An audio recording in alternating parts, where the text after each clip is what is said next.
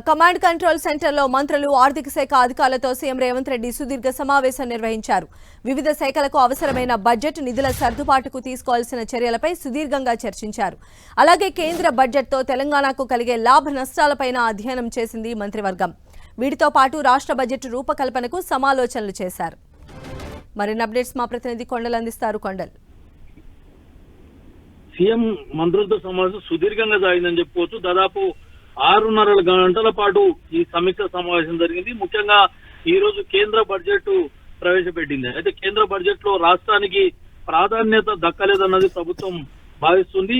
కేంద్ర బడ్జెట్ లో రాష్ట్రానికి వచ్చే ప్రయోజనం ఏంది, ఈ రోజు పెట్టిన బడ్జెట్ లో నష్టం ఏంటన్నది ఆయా రంగాల వారీగా ఈ రోజు సుదీర్ఘంగా ఈ మీటింగ్ లో చర్చించారు. వివిధ శాఖలకు రంగాలకు బడ్జెట్ అవసరాలు నిధుల సర్దుబాటుకు సంబంధించిన అంశాలపైన సుదీర్ఘంగా చర్చ జరిగింది. దీంతో పాటు త్వరలోనే రాష్ట్ర బడ్జెట్ ను కూడా ప్రవేశపెట్టుకోవాల్సిన అవసరం ఉంది. కాబట్టి దీనికి సంబంధించిన అంశాలపై రాష్ట్ర బడ్జెట్ రూపకల్పనపై కూడా ప్రణాళికలపై సంబంధించి సమాలోచనలు కూడా ఈ మంత్రుల సమావేశంలో జరిగింది. ప్రధానంగా ఈ రోజు కేంద్రం ప్రవేశపెట్టిన బడ్జెట్ లో రాష్ట్ర ప్రభుత్వానికి ఎలాంటి ప్రయోజనాలు దక్కలేదు అన్నది ప్రధానంగా ప్రభుత్వం భావిస్తుంది. ఇప్పటికే కాంగ్రెస్ అధిష్టానం దగ్గర నుంచి కూడా ప్రతి ఒక్కరు, అంటే కాంగ్రెస్ కి సంబంధించిన ప్రతి ఒక్కరు కూడా దీన్ని కేవలం రాబోతున్న ఎన్నికల బడ్జెట్ లాగానే అభివర్ణించడం కూడా జరిగింది. అయితే ఇప్పుడున్నటువంటి జరిగినటువంటి ఈ సమావేశంలో కూడా కేంద్రం తీరును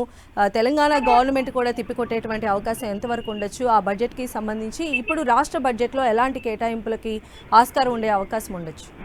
ప్రధానంగా కేంద్ర బడ్జెట్ పైన రాష్ట్ర ప్రభుత్వం భారీగా ఆశలు పెట్టుకున్నది. ఎందుకంటే ప్రధానంగా ప్రభుత్వం చేపట్టిన మూసీకి సంబంధించిన అంశం అనుకోండి, మూసీ పునరుజ్జీవన సంబంధించిన ప్రాజెక్టు సంబంధించి ఆర్థిక సాయం అందించాలని చెప్పి కోరింది. దాంతోపాటు ఫ్యూచర్ సిటీ, మెట్రో విస్తరణ, ఈ అంశాలన్నింటికి కూడా కేంద్ర ప్రభుత్వం నుంచి నిధుల సాయం ఇవ్వాలని చెప్పి కోరిన పరిస్థితి ఉంది. దీంతో పాటు విభజన చట్టంలో పేర్కొన్న హామీలు 10 ఏళ్లైనా ఇప్పటికీ కూడా నోచుకోని పరిస్థితి ఉంది. వీటికి సంబంధించి కూడా ఈ బడ్జెట్ లో ఒక స్పష్టత వస్తుంది, రాష్ట్రానికి అండగా నిలుస్తుందన్న ఆశించింది. దీంతో పాటు గత ఈ ఏడాది కాలంలో ప్రధానంగా ఆయా కేంద్ర మంత్రులను పలుసార్లు కలిసిన పరిస్థితి ఉంది.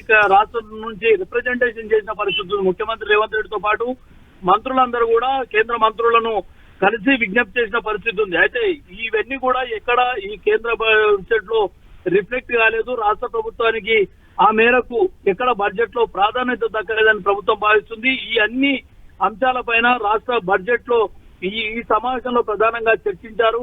ఈ చర్చించిన నేపథ్యంలో రాష్ట్రం సంబంధించి వచ్చే రాష్ట్ర బడ్జెట్ లో కూడా ఏ విధంగా రూపకల్పన చేసుకోవాలన్న దానిపై కూడా ప్రధానంగా చర్చ జరిగింది. సంధ్య, అయితే కొండల్, ఏ అంశాలకు సంబంధించి ప్రాతినిధ్యం వహించాలని, అంటే పాలమూరు రంగారెడ్డి లాంటి ఇష్యూస్ కూడా ప్రస్తావించలేదు, కనీసం వాటిని నామమాత్రంగా కూడా టచ్ చేయలేదనేటువంటి కాంగ్రెస్ ఆరోపణలకి సంబంధించి ఇప్పుడు కాంగ్రెస్ దీన్ని ఎలా తిప్పికొట్టేటువంటి అవకాశం కనిపిస్తోంది? బీజేపీ సెంట్రిక్ గా తెలంగాణలో పొలిటికల్ గా ఈ ఇష్యూని వాడుకునే ఛాన్సెస్ ఎంతవరకు ఉండొచ్చు? ఖచ్చితంగా ఇది రాజకీయంగా కూడా కాంగ్రెస్ పార్టీ కేంద్ర ప్రభుత్వాన్ని టార్గెట్ చేసే అవకాశం ఉంది. ఎందుకంటే తెలంగాణ రాష్ట్రానికి ఎలాంటి ప్రయోజనాన్ని ఇక్కడ ఈ బడ్జెట్ లో కనపడలేదు. ఈ బడ్జెట్ లో ప్రధానంగా బీహార్, ఢిల్లీ, ఏపీ, గుజరాత్ ఈ 4 రాష్ట్రాలకు మాత్రమే ప్రాధాన్యత దక్కింది. మిగతా ఏ రాష్ట్రాలకు కూడా ఈ ప్రాధాన్యత దక్కలేదు. త్వరలో వచ్చే బీహార్ ఎన్నికలను దృష్టిలో పెట్టుకొని, ప్రస్తుతం జరుగుతున్న ఢిల్లీ ఎన్నికలను దృష్టిలో పెట్టుకొని ఈ కేంద్ర ప్రభుత్వం ప్రయారిటీ కల్పించిందన్నది ప్రధానంగా ప్రభుత్వం భావిస్తుంది. ఇక మోడీ సొంత రాష్ట్రం కాబట్టి గుజరాత్ కు ఎలాగో ఆ ప్రాధాన్యత ఉంటుందన్నది ప్రధానంగా చెప్తుంది. అయితే రాష్ట్రానికి రావాల్సిన పెండింగ్ ప్రాజెక్టుల విషయంలో కూడా ఎక్కడ కూడా ఈ బడ్జెట్ లో ప్రాధాన్యత దక్కపోవడం పైన ప్రభుత్వం కొంత అసంతృప్తితో ఉన్న మాట అయితే వాస్తవం. సంధ్య, రైట్ కొండల్.